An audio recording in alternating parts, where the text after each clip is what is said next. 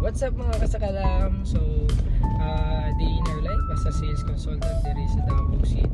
So guys, no, first of all, gusto natin pasalamatan ng Panginoong Diyos dahil marirelease na talaga natin ngayong araw yung unit ni client. So medyo may konti tayong trials and experience sa releasing, pero nagawa naman natin ang paraan. So yun guys, no, gawin na tayo sa showroom para ma-double check ang unit and yung mga documents para pag-arrive ni client mamaya loan signing na lang, and then good to go na tayo, release na tayo na yun.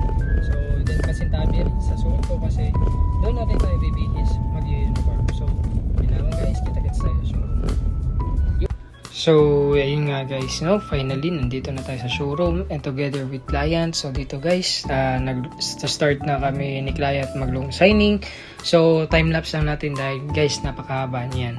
So nga guys, no, ipaprank sana natin dito si ma'am, pero napaka-astig ni ma'am dito. So tiklop talaga tayo dito guys. So yeah guys. Hindi, joke lang ay. Ana, oh. Ana. Sir, aso na ba? Gani, aso na si ma'am. Joke lang. Wala na siya ma'am. Ang pan. So yun nga guys, no, ang astig talaga ni ma'am. So pinakita natin sa kanila yung SIDR that will serve as their temporary registration and yung amortization schedule. At dito guys, hindi mawawala yung picture taking at bibigyan natin to ng malupitang montage. Check this out. Okay.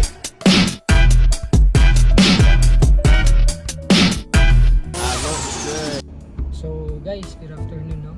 And first of all, I would like to thank God again. So close din, done deal na talaga. And na-release natin yung unit ng ating client. So guys, maraming salamat din sa inyong walang sawang suporta at sa mga naging previous clients ko, no? So guys, kung kayo ay naghahanap ng maasang ahente, magpapatiwalang ahente, so guys, nandito lang si Agents Kalang TV. So tutulungan ko kayo makuha yung inyong pinapangarap na sasakyan. So yun lamang po guys, hanggang dito na lamang po. Thank you for watching guys. Paalam!